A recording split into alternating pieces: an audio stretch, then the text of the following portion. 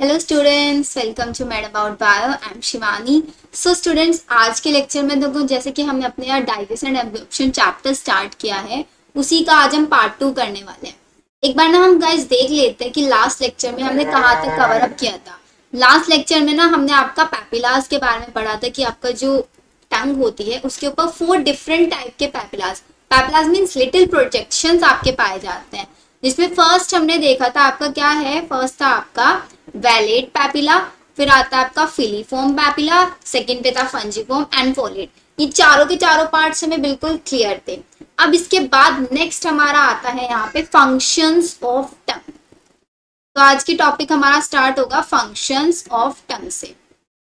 Basically आज के lecture में ना हम आपका पूरा ओरल सिस्टम कवर अप करेंगे। देखो, तो अब लिखते हैं फंक्शंस ऑफ टंग। अब आप खुद बताएं कि टंग के क्या क्या फंक्शंस हो सकते हैं। फर्स्ट वन फंक्शन बताओ, क्या हो सकता है टंग का पहला function? Chewing the food. It helps in the chewing of food. Food को च्यू करने में ये आपका हेल्प करता है। नेक्स्ट फंक्शन क्या होगा आपका? इसका सेकंड फंक्शन होगा फूड को स्वैलो करने में भी हेल्प करता है।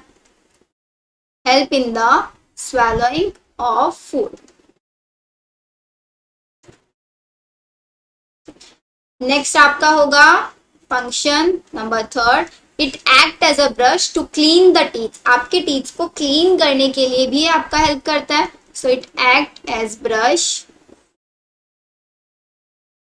To clean the teeth. ठीक है। अब फोर्थ फंक्शन आपका क्या होगा? It also play a role in speech. आप जो बोलते हैं, बोलने में भी आपको ये हेल्प करता है। तो it play a role in speech. ठीक है। फिफ्थ हमारा क्या फंक्शन होला? It is also organ of taste and this is the most important function. सी को हम क्या बोलते हैं? Organ of taste. अब ऑर्गन ऑफ टेस्ट हम इसको क्यों बोलते हैं? क्योंकि इसके ऊपर ना कुछ रिसेप्टर्स प्रेजेंट होते हैं। एंड ये पूरा का पूरा ना, अभी जो हमने आपका सेंसरी ऑर्गन वाली सीरीज करी है, सेंसरी ऑर्गन्स में हमने आपका पूरा पढ़ा है कि आपकी जो टंग है उसके ऊपर कौन कौन से रिसेप्टर प्रेजेंट होते हैं, कैसे वो टेस्ट को रिसेप्ट करते हैं एंड आपके ब्रेन तक सिग्नल्स को भेजते हैं, फिर वहां से आपका ऑर्डर आता है। ये पूरा का पूरा हम वहां पे फिनिश कर चुके हैं। तो आई थिंक इसमें तो आपको कोई प्रॉब्लम नहीं होगी अभी। ठीक है, चलो ये हमारा हुआ फंक्शन ऑफ टंग के बारे में। अब हम देख लेते हैं कि टंग पे कौन कौन से पार्ट में टेस्ट के किस टेस्ट के लिए रिस्पॉन्सिबल होता है। जैसे कि अगर आप देखिए, जो पोस्टीरियर वाला पार्ट होता है ना, ये आपका बिटर के लिए रिस्पॉन्सिबल होता है। और जो आपका साइड वेज वाला होता है, ये हमेशा आपके सोर टेस्ट के लिए यहाँ पे, बिकॉज यहाँ पे क्या होता है, बिटर वाले रिसेप्टर्स प्रेजेंट है। जो आपके फूड या अगर उसमें कोई भी बिटर पार्टिकल है तो उसका जो टेस्ट होगा आपको पोस्टीरियर साइड में ज्यादा फील होगा, और साइड वेज में आपको सोर टेस्ट ज्यादा फील होगा। एंड टंग की बिल्कुल टिप पे आपको स्वीट टेस्ट फील होने वाला है। और जो बीच वाला ही जितना पार्ट बच गया, यहाँ पे आपको फील होगा सॉल्टी। तो अगर आप बात करें कि आपकी टंग का मैप है, टंग का मैप इन द सेंस कि टंग के ऊपर किस पार्ट में कौन से रिसेप्टर्स प्रेजेंट है, बेसिकली किस टेस्ट के लिए वो रिसेप्टर्स हैं, तो आप बता सकते हैं यहाँ पे आपके टंग में 4 टेस्ट एरियाज प्रेजेंट होते हैं। किस किस के लिए? बिटर, सोर, स्वीट एंड सॉल्टी। यहां तक चीजें क्लियर हुई है? बताओ, सारी चीजें क्लियर? चलो अब हम चलते हैं आपका नेक्स्ट पार्ट जो हमारा आएगा टीथ से। अब हम स्टार्ट करते हैं। अभी पहला क्वेश्चन मेरा आप लोगों से ये है कि टीथ कितने टाइप के प्रेजेंट होते हैं ह्यूमंस के अंदर। अब यहाँ ह्यूमन फिजियोलॉजी पढ़ रहे हैं तो आप लोग बोलेंगे there are total 4 types of teeths. 4 types of teeths. अभी 4 टाइप्स ऑफ टीथ कौन कौन से होते हैं? चारों टाइप्स आप लिख सकते हैं यहाँ पे। incisors, second canines, premolars, and the last one is molar. तो there are total 4 types of teeth and इसी कैरेक्टरिस्टिक्स को जब ह्यूमंस के अंदर 4 डिफरेंट टाइप के टीथ प्रेजेंट होते हैं, इसी कैरेक्टरिस्टिक्स को हम बोलते हैं हेट्रोडोंट। इसको क्या बोलते हैं हम? आपका हेट्रोडोंट। तो बेसिकली आपके जो टीथ होते हैं ह्यूमंस की बॉडी के अंदर, जो टीथ होते हैं टोटल 3 कैरेक्टरिस्टिक्स दिखाते हैं। कौन कौन सी कैरेक्टरिस्टिक्स दिखाते हैं? आप लिख सकते हैं यहाँ पे कैरेक्टरिस्टिक्स ऑफ टीथ्स।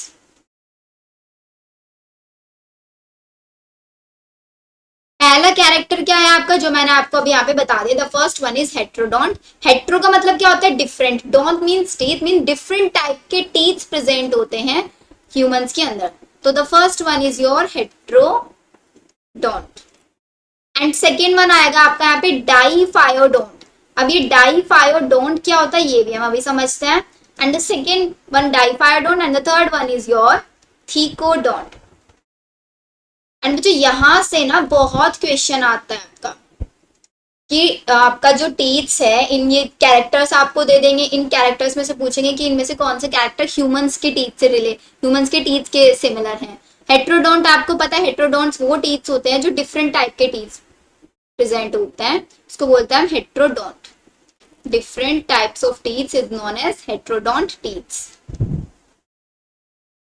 एंड कितने डिफरेंट टाइप्स के होते हैं, 4 डिफरेंट टाइप के होते हैं। द फर्स्ट वन, इंसीजर्स को हम लिखते हैं आई से, कैनाइन को लिखते हैं हम सी से, प्री मोलर को लिखते हैं हम पीएम से, और मोलर को लिखते हैं एम से। ठीक है यहाँ तक। अब डाईफायोडोंट, डाई का मतलब होता है 2, फायो का मतलब होता है सेट। अगर आपके जो टीथ्स हैं वो 2 सेट्स ऑफ लाइफ स्पैन दिखा रहे हैं, एक बार आपको पता है मिल्क टीथ्स होते हैं और एक बार परमानेंट टीथ्स होते हैं, तो आपकी पूरी लाइफ में आपके पास टीथ 2 सेट्स में प्रेजेंट होते हैं, मिल्क टीथ एंड आपके परमानेंट टीथ। इसी कैरेक्टर को हम बोलते हैं डाईफायोडोंट। किसी किसी के अंदर ना पॉलीफायोडोंट भी होता है। अगर उसके एग्जांपल मैं आपको बताऊं तो उसका जैसे कि फिशेस, एम्फीबियंस और रेप्टाइल्स, इसकी डेफिनेशन भी मैं आपको लिखवाऊंगी, बट सिर्फ अभी आप ह्यूमंस के बारे में लिखो। ह्यूमंस के अंदर डाईफायोडोंट प्रेजेंट होता है। डाई का मतलब 2 सेट्स ऑफ टीथ। अब 2 सेट कौन कौन से हुए आपके, the first one is your milk teeth and permanent teeth. Clear यहाँ तक। अब थीकोडोंट का मतलब क्या हुआ, थीकोडोंट का मतलब जब टीथ आपके एक पर्टिकुलर सॉकेट्स के अंदर एम्बेडेड होता है, वो फ्रीली प्रेजेंट नहीं होता है, आपके सॉकेट्स के अंदर अगर टीथ एम्बेडेड हैं तो उस टाइप के टीथ को हम बोलते हैं थीकोडोंट टीथ। कैसे लिखोगे आप यहाँ पे, it is embedded in sockets of jaw bone. तो जॉ बोन के सॉकेट्स के अंदर टीथ एम्बेडेड हैं, तो उस टाइप को हम बोलते हैं थीकोडोंट। तो ये 3 कैरेक्टर हुए आपके किसके, ह्यूमन टीथ्स के। ह्यूमन टीथ्स के 3 कैरेक्टर, हेट्रोडोंट, डाईफायोडोंट एंड थीकोडोंट। अब आ गए इंसीजर्स, कैनाइन, प्रीमोलर और मोलर। 4 डिफरेंट टाइप के टीथ्स होते हैं। इनका काउंट क्या होता है वो मैं आपको अभी बताऊंगी। एक बार हम इनका फंक्शन जरूर लिख लेते हैं। अगर हम बात करें इंसीजर्स और कैनाइन, इंसीजर्स और कैनाइन का दोनों का सेम फंक्शन होता है आपके फूड को कट करने का, कटिंग ऑफ फूड। और प्रीमोलर एंड मोलर का सेम फंक्शन होता है फूड को ग्राइंडिंग करने का, फिर क्रशिंग करने का। ग्राइंडिंग और क्रशिंग ऑफ फूड। यहां तक सारी चीजें क्लियर। अब इसके बाद मैंने आपको एक और डेफिनेशन बताई थी आपको, डाईफायोडोंट तो हो गया जिसके 2 सेट्स ऑफ टीथ प्रेजेंट होते हैं। यहाँ पे आप नोट बना के ऐसे लिख सकते हैं, पॉलीफायोडोंट। पॉलीफायोडोंट का मतलब क्या हुआ, teeth can be replaced infinite number of time. Means आपके जो टीथ है वो एक बार ब्रेक ऑफ हुए तो दोबारा आ जाएंगे, फिर सेकेंड टाइम ब्रेक ऑफ हुए फिर थर्ड टाइम आ जाएंगे। इनफाइनाइट नंबर ऑफ टाइम्स अगर आपके टीथ रिप्लेस हो पा रहे हैं तो उसको बोलेंगे पॉलीफायोडोंट। अच्छा, एक और डेफिनेशन हो सकती है आपकी मोनोफायोडोंट। मोनोफायोडोंट का मतलब क्या हो सकता है, जब आपके जो टीथ है वो लाइफ टाइम में सिर्फ एक ही बार आए, एक बार टीथ आए, अगर वो शेड ऑफ हो गए, वो ब्रेक ऑफ हो गए तो दोबारा से टीथ नहीं आएंगे। ऐसे भी एग्जाम्पल्स हमारी लाइफ में प्रेजेंट होते हैं। तो ह्यूमंस के अंदर तो हुआ आपका कैरेक्टर डाईफायोडोंट। पॉलीफायोडोंट की डेफिनेशन पहले लिख लो, teeths can be replaced infinite number of times. इसके एग्जांपल मैंने आपको क्या बताया था किसके अंदर पाए जाते हैं पॉलीफायोडोंट टीथ्स। एग्जाम्पल आपका फिशेस, एम्फीबियंस एंड रेप्टाइल्स, ये आप लिख सकते हैं। इसके बाद अगर आप लिखना चाहें मोनोफायोडोंट, तो मोनोफायोडोंट भी आप लिख सकते हैं। मोनोफायोडोंट का मतलब क्या हुआ आपका, जब टीथ सिर्फ एक ही बार ग्रो होता है, which grow only once.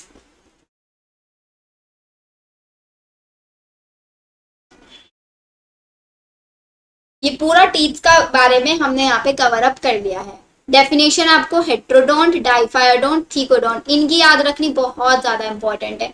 Diphyodont की याद होगी तो पोली मतलब infinite number of times, mono में सिर्फ एक ही बार रिप्लेस होते हैं। इंसीजर्स को लिखते हैं आई से, कैनाइन को लिखते हैं सी से, प्रीमोलर को लिखते हैं हम पीएम से, और आपका मोलर को लिखते हैं एम से।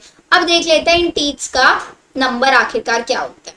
तो टीथ का अगर आप नंबर मीन्स काउंट आप याद रखना चाहते हो ना, तो उसके लिए एक पर्टिकुलर डेंटल फॉर्मूला होता है, डेंटल फॉर्मूला। अब ये डेंटल फॉर्मूला, बिकॉज टीथ आपकी बॉडी के अंदर टू टाइप्स के हैं, एक तो मिल्क टीथ और एक आपका परमानेंट टीथ। तो डेंटल फॉर्मूला आपकी मिल्क टीथ जो कि सिर्फ किसके अंदर पाया जाएगा, चिल्ड्रंस के अंदर पाया जाएगा, तो उसके लिए अलग होगा डेंटल फॉर्मूला, और एडल्ट के लिए डेंटल फॉर्मूला अलग होगा। अभी मैं ये आपको डेंटल फॉर्मूला बता रही हूँ एडल्ट के लिए यहाँ पे, और यहाँ पे हम लिखेंगे चिल्ड्रंस के लिए। तो दो डेंटल फॉर्मूले हमारे पास प्रेजेंट है। अब एडल्ट के लिए डेंटल फॉर्मूला होता है 2 1 2 3 इंटू 2 इज इक्वल्स टू 32। ठीक है। अब चिल्ड्रन के लिए क्या हुआ, 2120 divided by 2120 into 2 is equals to 20। अब ये डेंटल फॉर्मूला आपको रिप्रेजेंट क्या कर रहा है, इसको समझने के लिए देखो, जो आपका न्यूमरेटर, न्यूमरेटर मतलब ऊपर वाले पार्ट, न्यूमरेटर आपको बताएगा अपर जो के बारे में। यहाँ पे न्यूमरेटर आपको बता रहा है अपर जो के बारे में, एंड डेनोमिनेटर आपको बता रहा है किसके बारे में, लोअर जो के बारे में।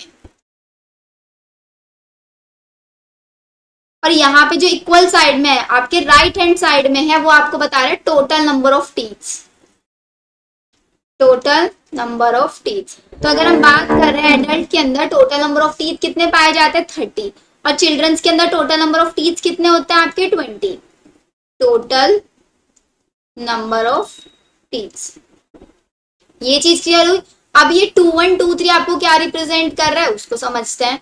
यहाँ पे आपका 2 बता रहा है किसके लिए, इंसीजर के लिए, 1 for canine, 2 for premolar, 3 for molar. Same denominator में भी सेम है, इंसीजर्स, कैनाइन, प्रीमोलर एंड आपका मोलर। ये चीज आपको क्लियर हुई है नहीं, यहाँ तक जल्दी से बताओ। अब इसके बाद ना एक बार अपने ये जो हमारा यहाँ पे डायग्राम है ना, इस डायग्राम को देखो। यहाँ पे मैंने आपको फॉर्मूला बताया क्या, 2 1 2 3।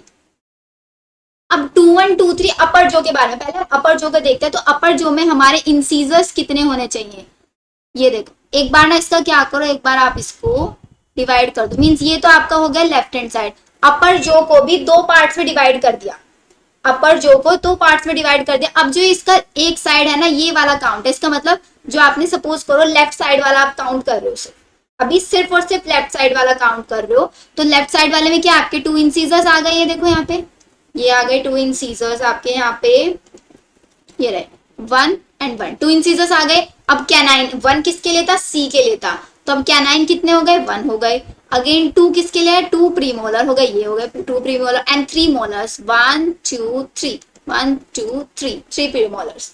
अब फॉर्मूले में देखो, आपने देखा था क्या था यहाँ पे फॉर्मूले में, इंटू 2। अब ये इंटू 2 आपको क्या बता रहा है, इंटू 2 का मतलब सपोज आपने देखा ये आपका अपर जो में आपने इसको 2 पार्ट्स में से डिवाइड कर दिया, ये आपके 2 इंसीजर्स, ठीक है, एक आपका यहाँ पे कैनाइन और 2 आपके यहाँ पे प्रीमोलर एंड 3 आपके यहाँ पे मोलर, ऐसे ही है। अब इंटू 2 का मतलब क्या है कि सेम ही आपका इधर साइड होगा, सेम ही लेफ्ट साइड, सेम ही राइट साइड। अभी हम अपर जो की बात कर रहे हैं, देखो यहाँ पे ध्यान रखना, सिर्फ अपर जो की बात कर रहे हैं, तो सेम ही आपका काउंट इधर होगा, 1 इंसीजर्स, 1 इंसीजर मतलब 2 इंसीजर्स, एक कैनाइन और आपके 2 प्रीमोलर और आपके टोटल 3 मोलर। अब अगर मैं आपसे क्वेश्चन करती हूँ यहाँ पे, find total number of teeth in upper jaw के अंदर टोटल नंबर ऑफ टीथ कितने हुए, अब अभी आप फाइंड करके मुझे कमेंट सेक्शन में बताओगे। तो आज का कमेंट सेक्शन का पहला क्वेश्चन क्या है हमारा, total number of teeth in upper jaw. Let's सी कितने स्टूडेंट इसका आंसर कर पाते हैं। अब सेम ही जैसे आपने फॉर्मूला ऊपर की साइड अप्लाई करा, सेम ही नीचे की साइड अप्लाई करना। अब अपर जो और लोअर जो को ऐड कर देना, देख लेना आपका टोटल काउंट 32 आ रहा है या नहीं आ रहा है। अब सेम चीज चिल्ड्रन वाले फॉर्मूले के लिए अप्लाई होगी। अब अगर कोई आपसे पूछे कि चिल्ड्रंस के अंदर टोटल नंबर ऑफ टीथ्स 20 होते हैं, एडल्ट के अंदर 32 होते हैं, तो कौन से टीथ्स प्रेजेंट नहीं होते चिल्ड्रंस के अंदर? अब आप देख रहे हो यहाँ पे जो मोलर वाला काउंट है ना 0 है, अपर में भी लोअर में भी, तो इसका मतलब चिल्ड्रंस के अंदर क्या होता है, आपके मोलर्स एब्सेंट होते हैं, और ये आपके Primo incisors, canine, premolar and molar. Same यही चीज चिल्ड्रंस के अंदर फॉलो होगी। अपर जो को दो पार्ट्स में डिवाइड करो, लेफ्ट एंड राइट, मल्टीप्लाई 2 करने के लिए क्या करोगे, पहले एक साइड वाले लिख लो, फिर दूसरे साइड उनको ऐड कर दो। अब टोटल नंबर अगर आपको निकालना है, डायरेक्टली टोटल नंबर फाइंड करना है, तो ये जो 2 1 2 3 है ना, इसको मल्टीप्लाई बाय 4 कर दो। देखो 2 1 2 3, इसको कर दो मल्टीप्लाई बाय 4, 4 2 जा 8, 4 1 जा 4, 4 2 जा 8, 4 3 जा 12। तो मतलब टोटल अगर मैं माउथ की बात करूं तो टोटल हमारे माउथ में 8 इंसीजर्स होते हैं, 4 कैनाइन्स होते हैं, 8 प्रीमोलर्स होते हैं एंड 12 टोटल मोलर्स होते हैं। ये आपकी शॉर्ट ट्रिक है, टोटल नंबर ऑफ काउंट। अब इनको ऐड कर लेना, आपका 32 आ जाएगा, सबको ऐड कर देना, ठीक है। सेम आपका चिल्ड्रंस के अंदर करोगे 2 1 2 0 इंटू 4, 4 2 जा 8, 4 1 जा 4, 4 2 जा 8 एंड 0। तो ये हमारे चिल्ड्रंस के अंदर 8 इंसीजर्स होते हैं, 4 कैनाइन्स होते हैं, 8 ही प्रीमोलर्स होते हैं एंड मोलर्स एब्सेंट होते हैं। ये वाली चीज बताओ जल्दी से समझ में आई आपको या नहीं? क्लियर हुई ये चीज? यहां तक सारी चीजें नोट डाउन कर लो। अब इसके अलावा एक और क्वेश्चन आता है, विजडम टीथ हम किसको बोलते हैं? विजडम टीथ आपको पता है ना कौन सी एज में निकलता है? आपका 17 से 20 या 21 की एज में विजडम टीथ होता है आपका हमेशा थर्ड मोलर। जो आपका थर्ड मोलर है उसको हम बोलते हैं विजडम टीथ। वो अपर जो में भी हो सकता है बेटा, लोअर जो में भी हो सकता है। 17 to 20 या फिर आपका 18 to 25 एज भी इसको बोलता है। बताओ क्लियर हुआ है नहीं यहां तक सारी चीजें?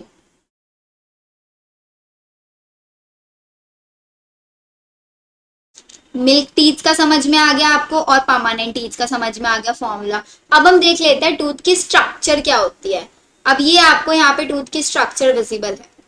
चलो अब हम टूथ की स्ट्रक्चर के बारे में डिटेल में पढ़ते हैं। तो अब हमारा हेडिंग होगा structure of tooth.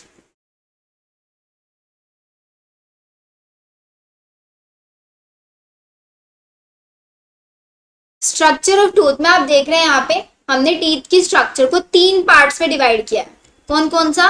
The first one is your crown, second है आपका यहाँ पे नेक एंड थर्ड वन आपका रूट।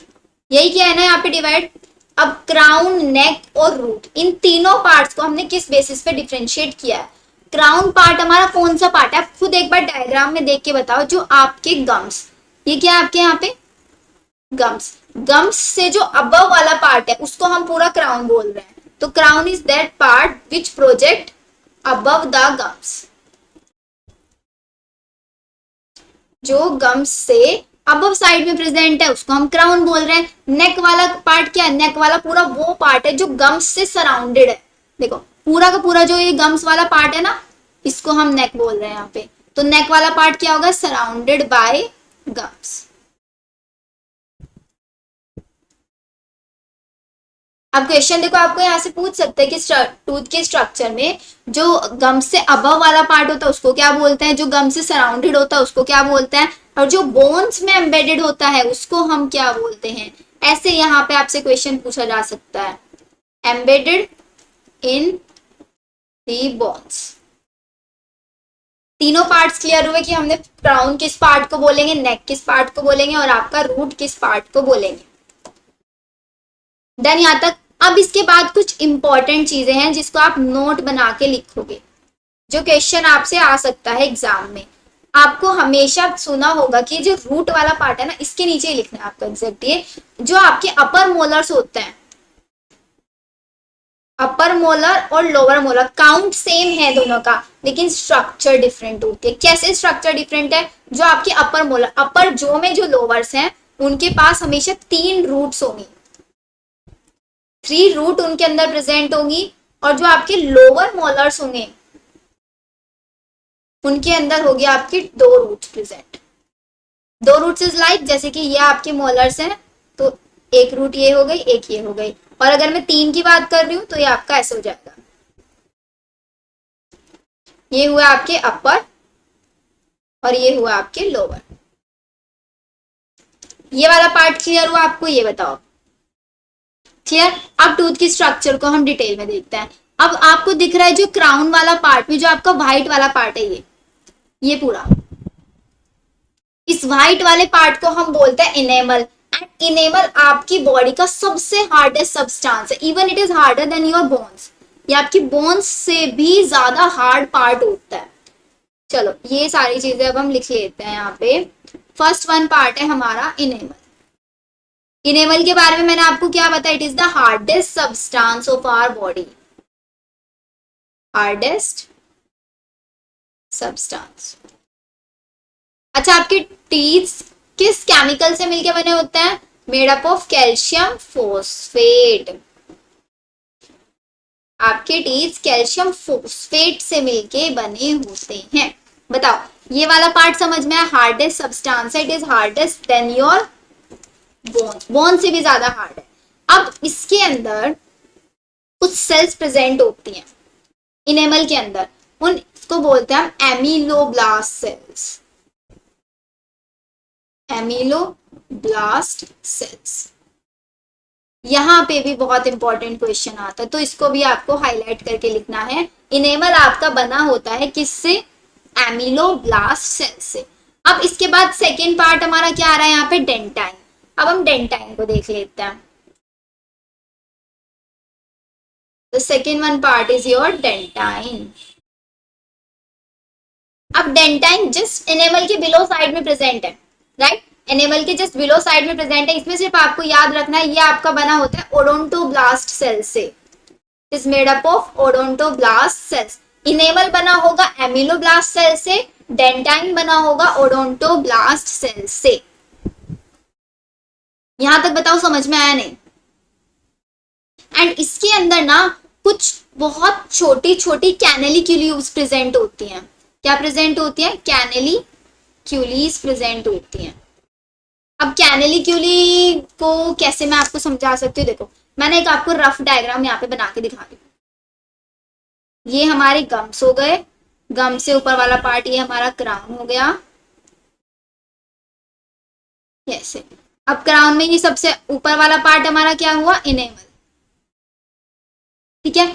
अब इनेमल है और ये हमारा ऐसे ना कुछ कैनेलिक्यूलीज, इनको बोलते हैं हम कैनेलिक्यूलीज।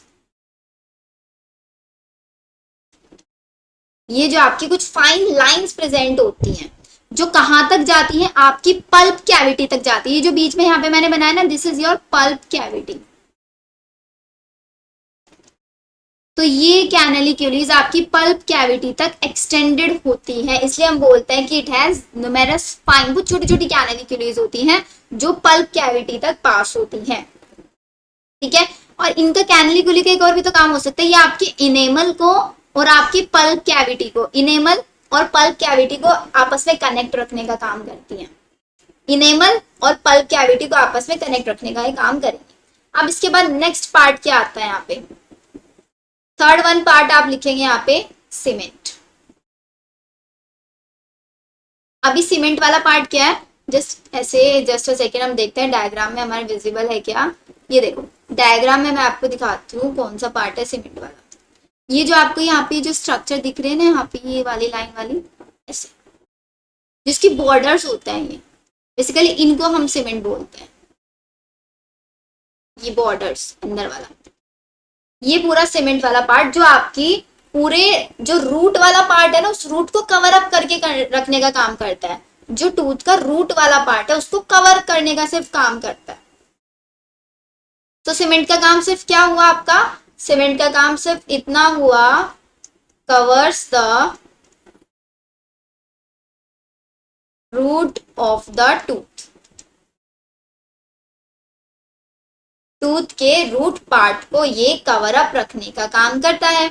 डन यहाँ तक। अब फोर्थ क्या आएगा, सीमेंट के बाद नेक्स्ट आता है आपका पेरियोडोंटल लिगामेंट, पेरियोडोंटल लिगामेंट। अब पेरियोडोंटल लिगामेंट हम एक बार स्ट्रक्चर में देख लेते हैं। अब पेरियोडोंटल लिगामेंट जो आपका गम्स वाले पार्ट है ना, जैसे कि सपोज ये आपका सीमेंट वाला पार्ट है, जैसे सीमेंट की साइड में जो ये आपका गम्स की साइड में प्रेजेंट होता है, जैसे कि पेरियोडोंटल क्या होता है, एक तरीके का कोलेजन फाइबर ये होता है। पेरियोडोंटल एक कोलेजन फाइबर होता है जो आपके सीमेंट वाले पार्ट को कवर रखने का काम करता है। अब सीमेंट क्या कर रहा था, आपके जो रूट है उनको कवर कर रहा था। अब सीमेंट को कौन कवर करेगा, सीमेंट को कवर करेगा आपका पेरियोडोंटल लिगामेंट। और ये किससे बना हुआ है, it is made up of collagen fibres, collagen fibres का ये मिलके बना हुआ है। एंड इसका काम है, इट कवर्स द सीमेंट। ये कवर वाला पार्ट ना आप देखो ऐसे समझ सकते हो, जैसे कि अंदर की साइड सीमेंट है एंड उसके जस्ट बाहर की साइड क्या है, आपका पेरियोडोंटल लिगामेंट प्रेजेंट है। तो जस्ट इसकी कवरिंग है सीमेंट की, आप ऐसे भी लिख सकते हो।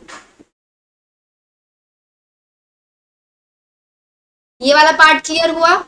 अब चलते हैं हम आपका नेक्स्ट। इसके बाद आती है आपकी पल्प कैविटी।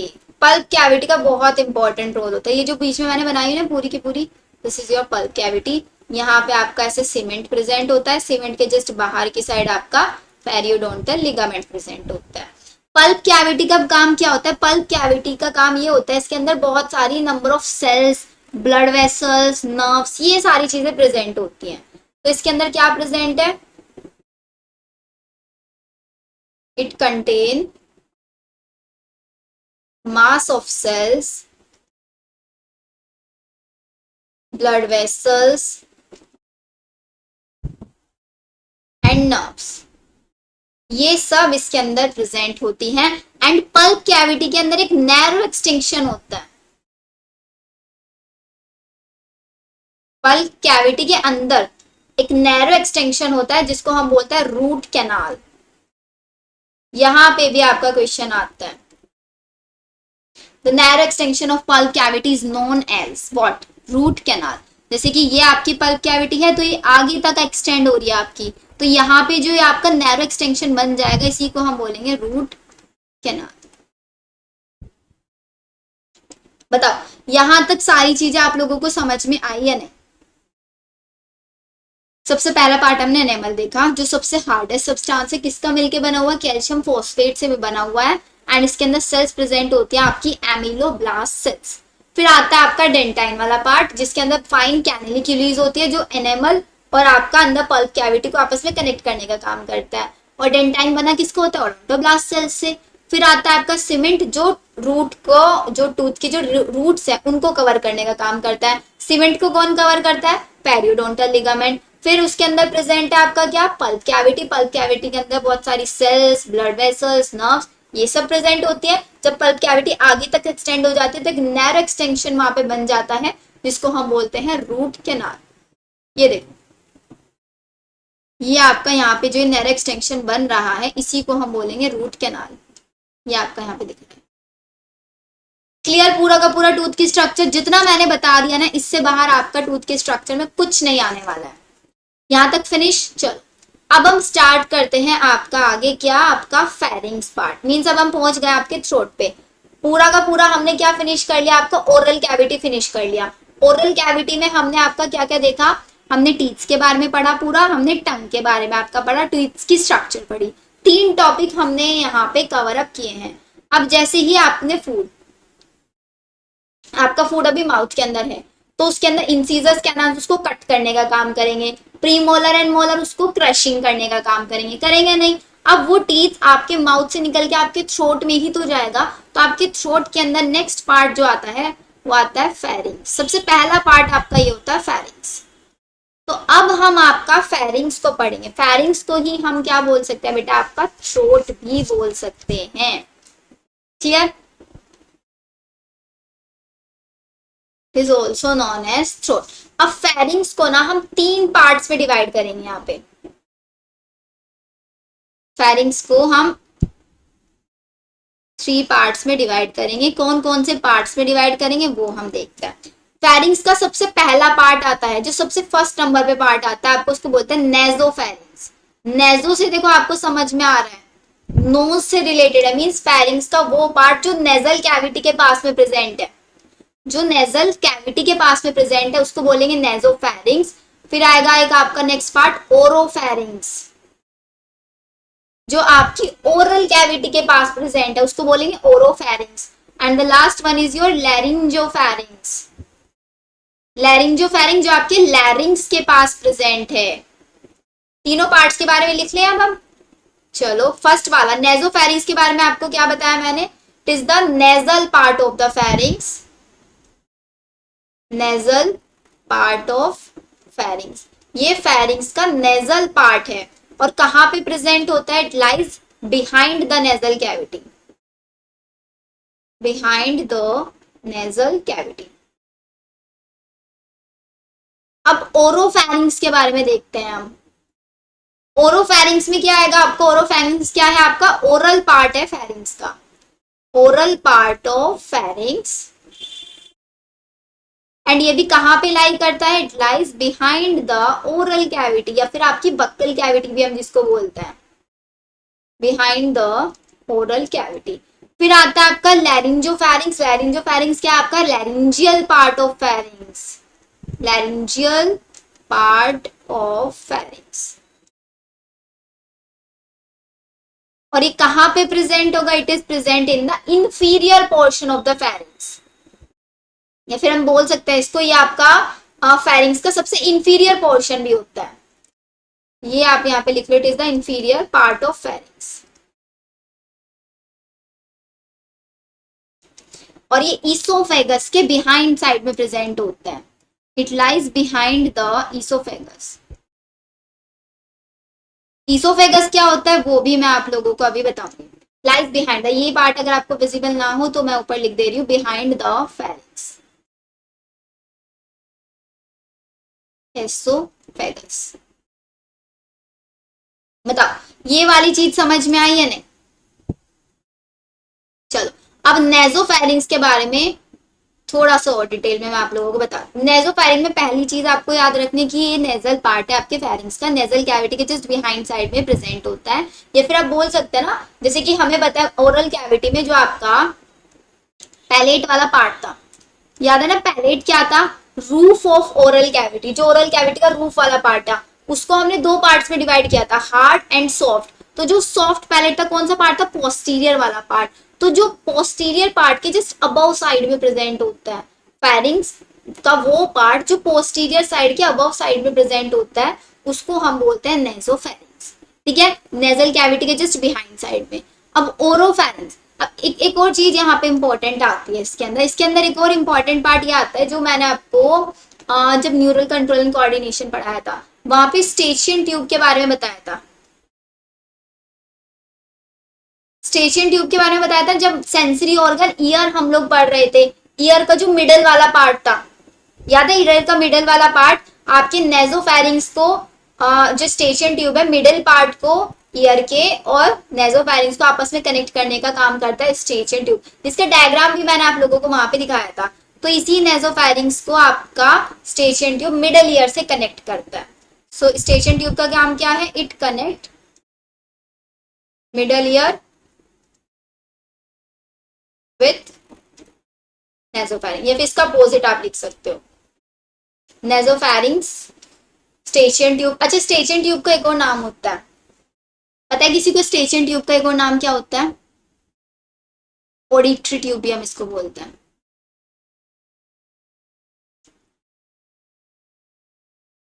क्लियर ये वाली चीज यहां तक।